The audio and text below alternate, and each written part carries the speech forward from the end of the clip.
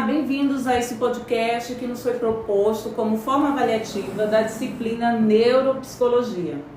O podcast tem como nome PodPsi. Somos aluna do curso de Psicologia da Faculdade de Carajás e estamos cursando o 7º período. Esse podcast ele surgiu como uma proposta avaliativa da professora, psicóloga e mestre Paula Monteiro, que nos ministra a disciplina Neuropsicologia. Nesse episódio, nós conversaremos sobre TDAH nas fases da infância, adolescência, vida adulta e velhice. Comigo estão minhas colegas, eu me chamo Gersina Guimarães e aqui ao meu lado estão os colegas que irão participar juntamente comigo. Nayara, Luísa, Isadora e Suelene. A princípio, nós iremos abordar sobre o que é TDAH.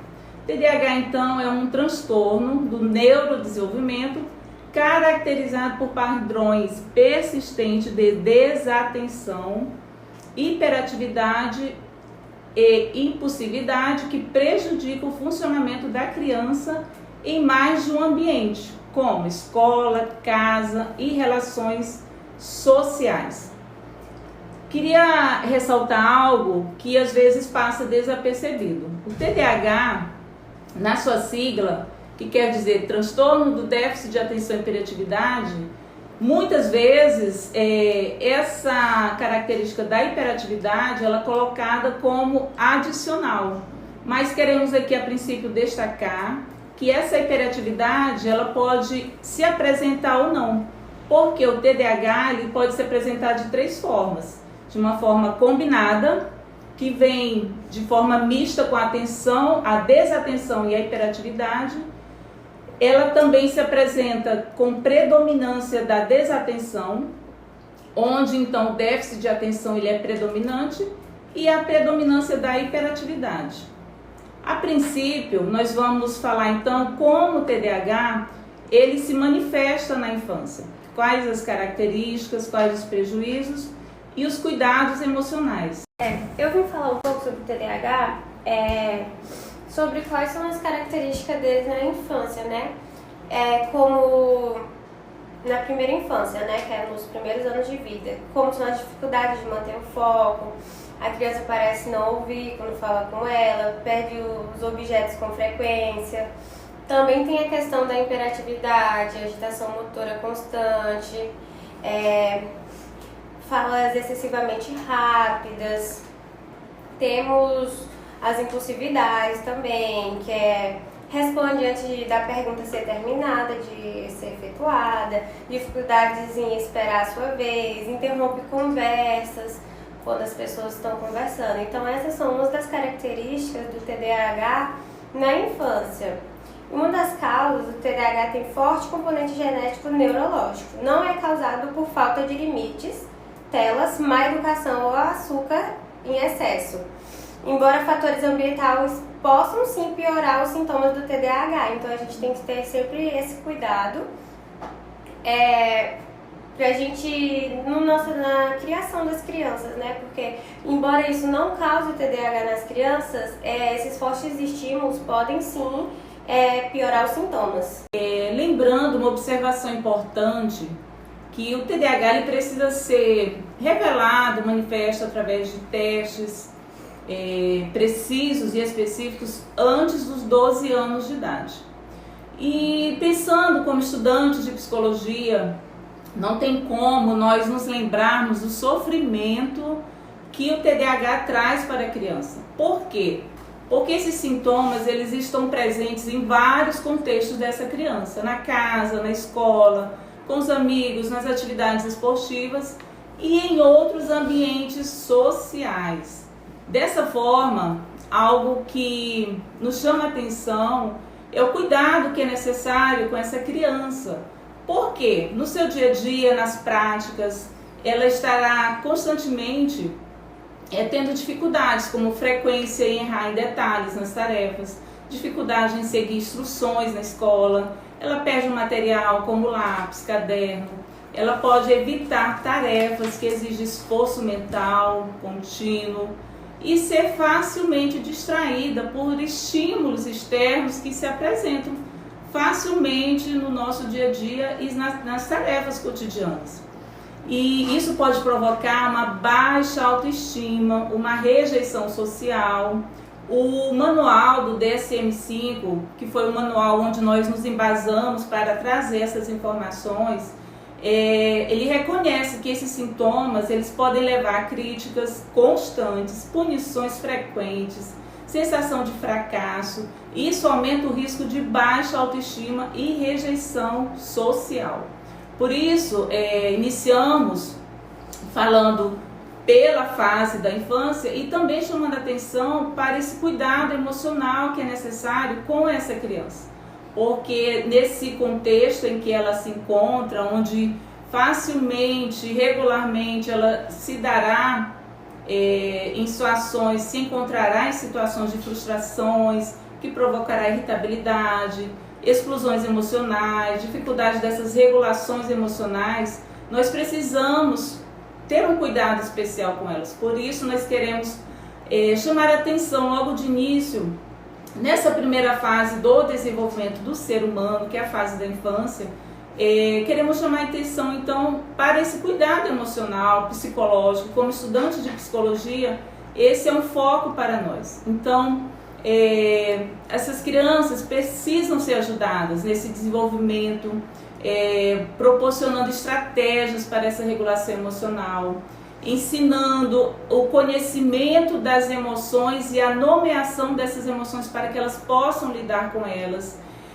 Também apresentar por exemplo, uma rotina previsível, onde ela não se encontrará sobressaltada diante das situações. Reforçar, por exemplo, os comportamentos positivos dela e cercar desse cuidado com estímulo, protegendo essa autoestima dessa criança, evitando rótulos que às vezes acontecem com quem está dentro desse quadro dos sintomas do TDAH, como essa criança é preguiçosa, essa criança é desatenta, né?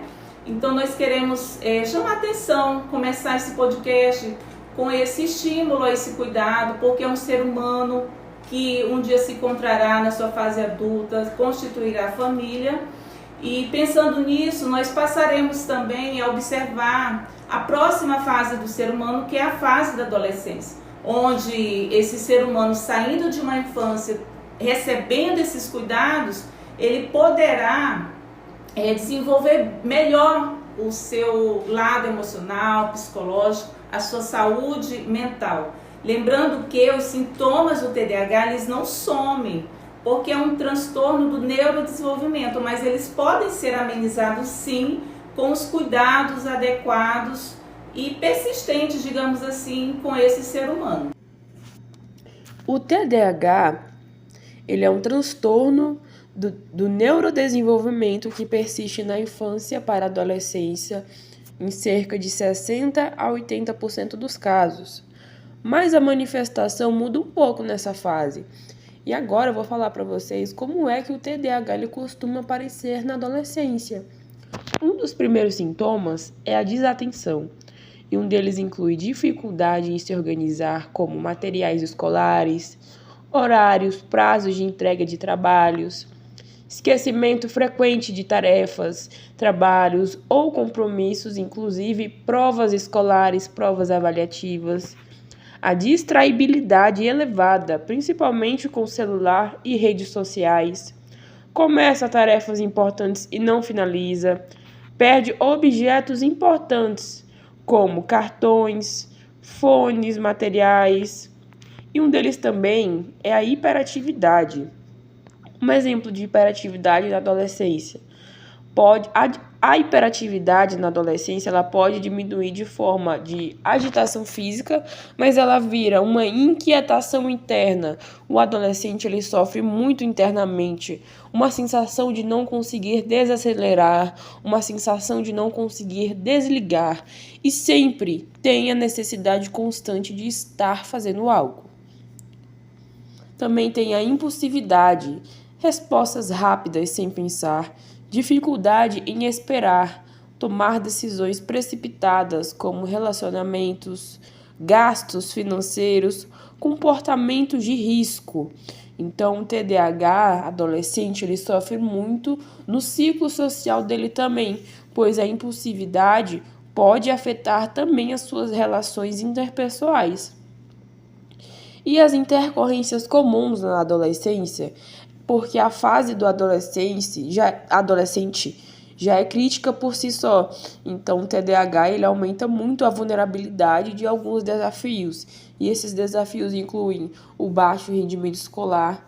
Mesmo adolescentes inteligentes, eles podem ter dificuldade abaixo do esperado por ter dificuldade em manter o foco, em se organizar, em entregar trabalhos.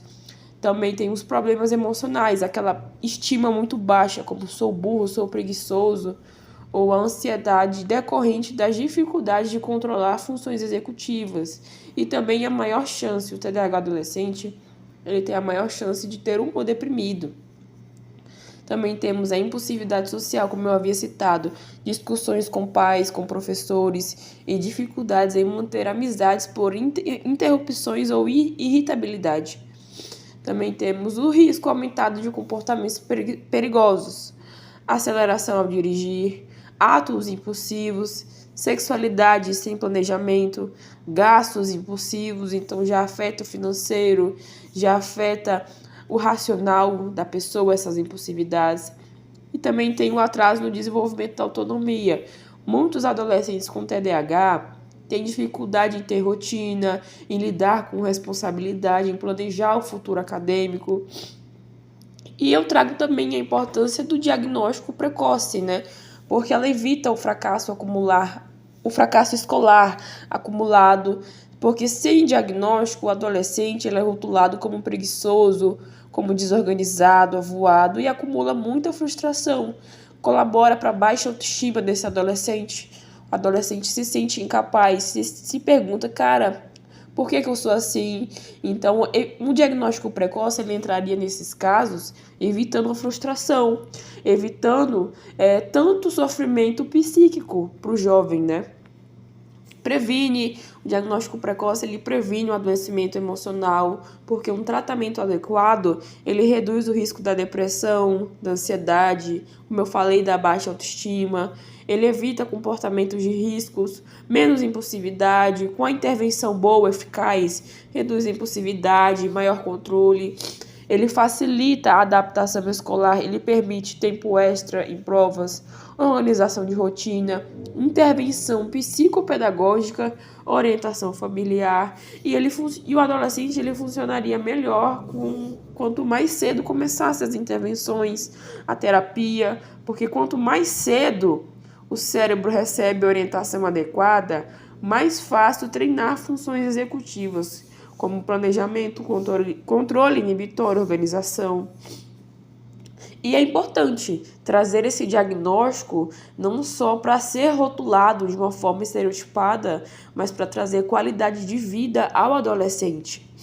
E agora eu também vou falar um pouquinho sobre o hiperfoco na adolescência. Apesar do adolescente ter dificuldade de manter o foco, o TDAH em si, né? O TDAH também pode ter hiperfoco, o que seria o hiperfoco? É um estado de atenção extremamente intensa, mas só em assuntos que causam forte interesse, né? O adolescente, ele mergulha em um jogo, em uma série, rede social, desenho, música, projeto, e perde a noção do tempo, esquece de necessidades básicas como comer, levantar, responder mensagens, sente dificuldade enorme de parar. Mas por que isso acontece? O cérebro do TDAH, ele busca recompensas imediatas e dopaminas. Então, atividades muito estimulantes ativam isso. Então, o cérebro meio que, trava nelas, né? E o hiperfoco, será que ele pode ser positivo? Bom, sim, quando o hiperfoco é canalizado para estudos, hobbies criativos como artesanato, como esportes, projetos escolares. Mais frequentemente na adolescência, o hiperfoco se manifesta em TikTok, Instagram, em jogos, em namoradinhos, séries, leituras compulsivas de um único tema. Então, assim, o hiperfoco, apesar dele ter o lado positivo dele, que seria como se fosse um deslocamento para esporte, quando uma canalização para hobbies criativos, ele também tem risco, como prejudicar o sono, derrubar o rendimento escolar, aumentar a procrastinação das tarefas importantes e gerar muitos conflitos familiares, como, ele só vive no celular. Então, assim, o terapeuta, o psicólogo, ele poderia trabalhar o hiperfoco clinicamente em estabelecer pequenas coisas, como despertadores, listas, treinar a percepção do início ao fim de tarefas, criar uma rotina de blocos curtos, usar o hiperfoco ao favor do adolescente, como estudar temas interessantes e uma psicoeducação para a família e uma previsibilidade, né? Bom, agora eu vou falar um pouquinho sobre como o TDAH ele se manifesta e ele acontece nos adultos, o que quase ninguém não costuma falar, não costuma discutir.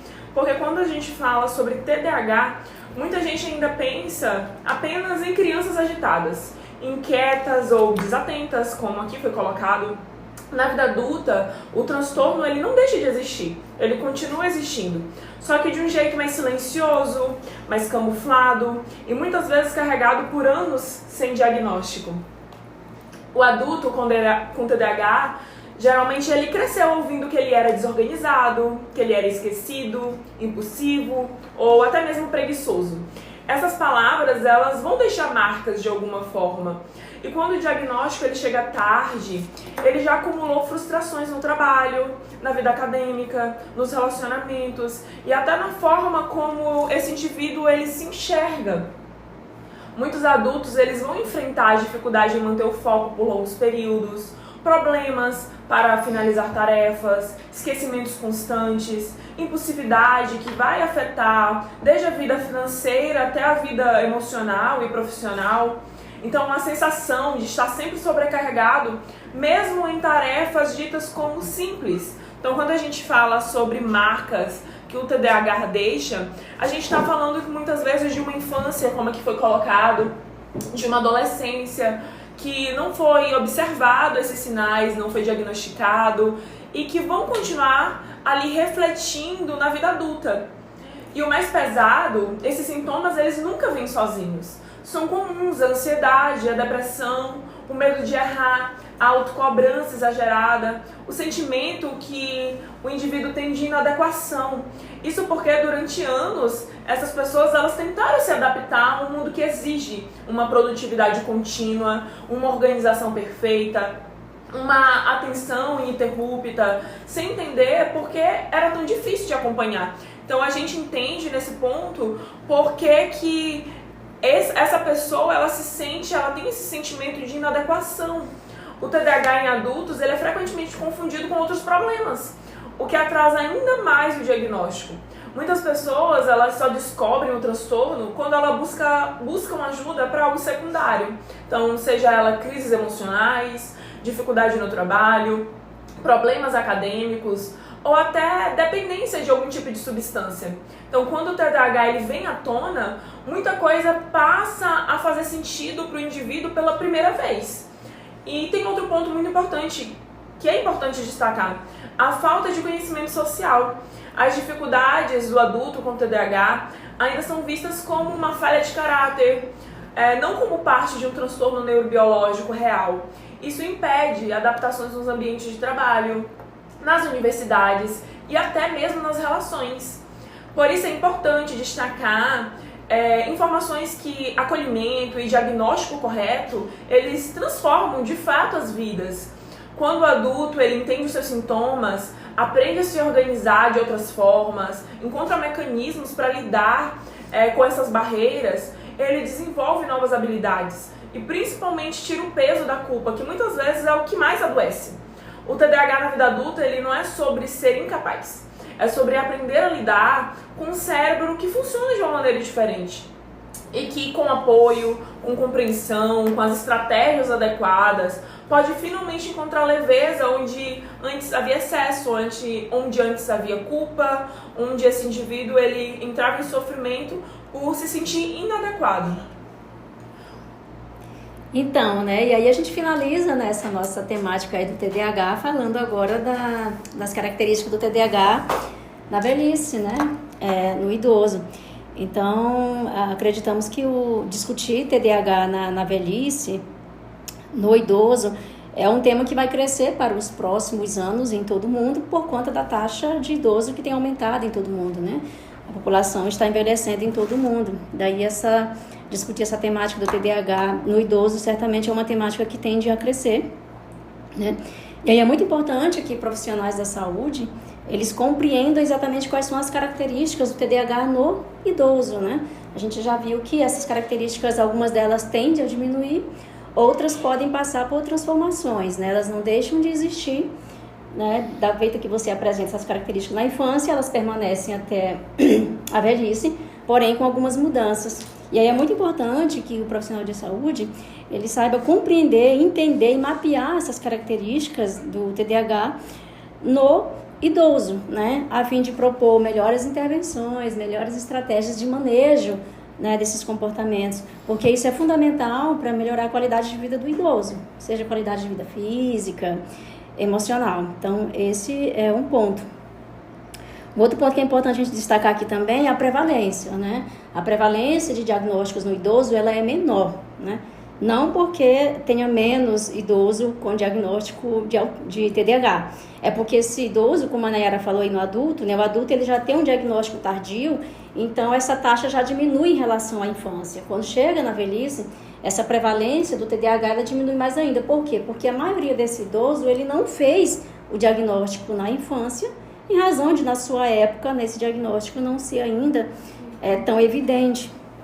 Não se tem ainda tantas ferramentas de diagnóstico, né, do TDAH. Então, essa taxa realmente no idoso ela é bem menor. Um outro fator também que contribui para essa prevalência bem menor de TDAH no idoso é a questão de identificar os sintomas do TDAH, que podem ser confundidos com outra simatologia que é típica do idoso. Por exemplo, a impulsividade, muitas das vezes é confundido com uma característica mesmo do idoso, né? Se pensa que é uma característica da personalidade desse idoso.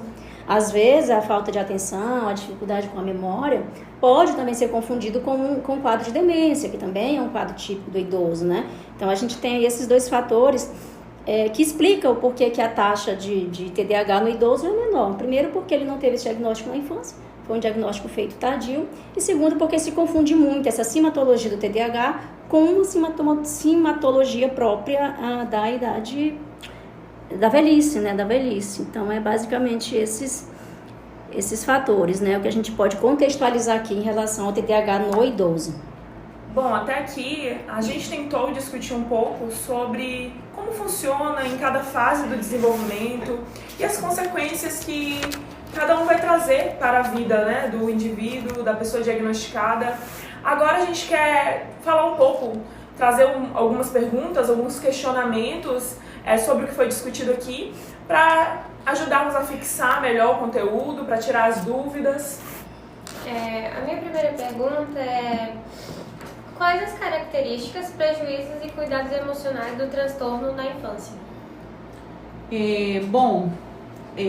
Na infância nós temos o início desses sintomas. Em primeiro lugar, é uma fase onde se torna fundamental o reconhecimento da apresentação desses sintomas. Para isso, a família, a rede de apoio, a convivência dessa criança precisa ser muito ativa nesse cuidado em observação com relação ao comportamento, às emoções dessa criança, porque nos ambientes onde ela convive, na casa, na escola, nos amigos, nas atividades, e nos ambientes sociais, esses sintomas eles se manifestarão. Então, por exemplo, na escola, quando essa criança apresenta ali dificuldade nos relacionamentos, dificuldade em concentração ao assistir uma aula, uma impulsividade além do normal, uma dificuldade em ouvir o colega, uma impulsividade em atividades como os jogos esportivos, nas atividades físicas, por exemplo. são situações, são características em que nós podemos perceber a apresentação desses sintomas. Além do mais, nesse ambiente escolar, algo muito característico é a afetação, né, a diminuição, digamos assim, do rendimento escolar dessa criança. Porque ela vai ter dificuldade em focar nas atividades, ela vai ter dificuldade na organização, na conclusão das tarefas, nas adaptações pedagógicas. Ela vai ter dificuldade de entender de forma clara as instruções ali apresentadas. Vai ter dificuldade até mesmo com os intervalos, com a rotina dela. E são características que são comuns e que são sinais, então, dessa manifestação, desses sintomas do TDAH na infância.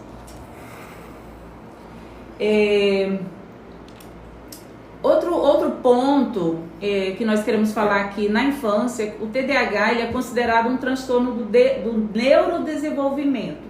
Por que, então, ele é visto e reconhecido dessa forma, Luísa? Sim, o TDAH é classificado como um transtorno do neurodesenvolvimento, porque ele envolve alterações no desenvolvimento das funções cerebrais responsáveis por atenção, controle dos impulsos, autorregulação. Essas diferenças surgem na infância durante a formação das conexões neurais e das funções executivas. E, Luísa, quais as áreas do cérebro costumam apresentar funcionamento diferente em crianças com TDAH? As crianças com TDAH geralmente apresentam diferenças funcionais no córtex pré-frontal, responsável pelo planejamento e controle inibitório.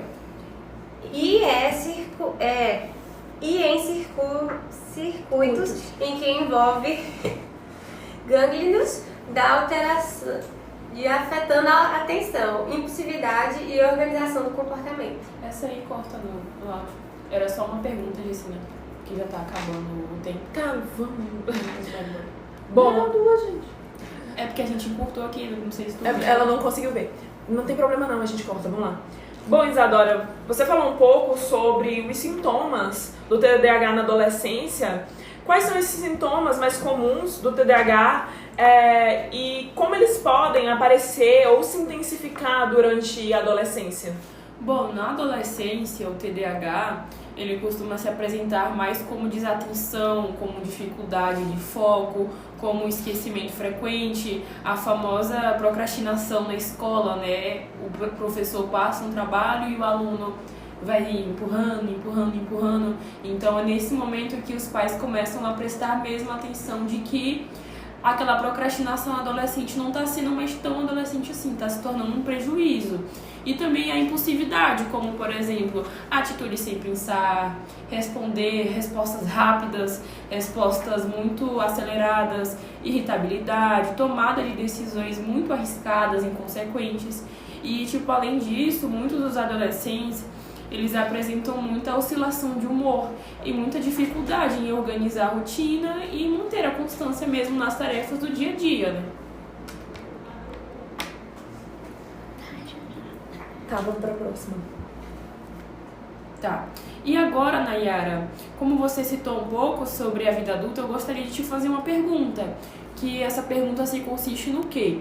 Quais são os prejuízos causados pelo diagnóstico tardio do TDAH na vida adulta? E que, segundo o artigo, por que esses impactos tendem a se intensificar ao longo dos anos? Bom, o diagnóstico tardio do TDAH, ele gera prejuízos amplos e acumulativos. Fala com ela que a gente vai terminar em 2 minutos, tá? 2 minutos.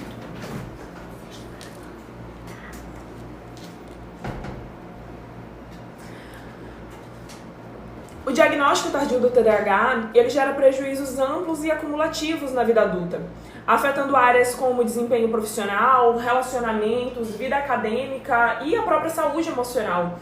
Muitos adultos cresceram sem compreender seus sintomas e, por isso, desenvolveram estratégias inadequadas de enfrentamento ou receberam até mesmo rótulos negativos, como preguiçoso, desorganizado.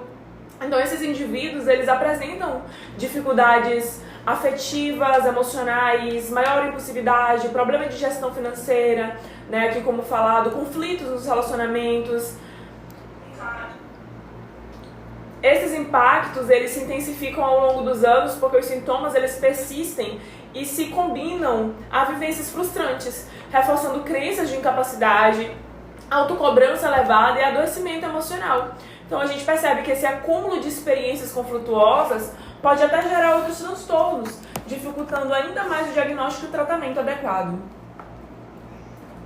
Bom, eu queria saber um pouco, Sueslene, quais são os sintomas comuns do TDAH nos idosos? Isso não tão muito diferente do adulto, do adolescente, né? O maior sintoma é a desatenção, a impulsividade, a hiperatividade, né? Esquecimento, procrastinação. A diferença é que da fase adulta para a velhice, há uma maior probabilidade de vir outros sintomas e comorbidades, né? Como a depressão, a ansiedade, transtorno bipolar, distúrbios alimentares e abuso de substâncias, né? Como álcool, drogas e outros. Bom, agradecemos a nossa audiência. Esse foi o nosso episódio do PodPC. Esperamos ter ajudado no conhecimento com relação ao TDAH. Queremos deixar aqui, para finalizar, os cuidados práticos para que possam, então, amenizar essa situação que traz sofrimento. Então, queremos aconselhar para as pessoas que estão assistindo, que têm TDAH ou familiares com TDAH, que apresentem a eles opções de acompanhamento contínuo, intervenção contínua, uma ajuda nessa construção das habilidades práticas da vida, como um planejamento financeiro, um planejamento escolar, o autocontrole psicológico, emocional, organização nas tarefas diárias e aprender com isso técnicas de manejo para esse comportamento, para essas emoções, de forma que esse funcionamento, digamos assim, ele se adapte para esse contexto desse ser humano em que precisa aprender a conviver com esses sintomas. Agradecemos então a todos, aos colegas, a professora Paula, e encerramos aqui esse episódio do PodPC.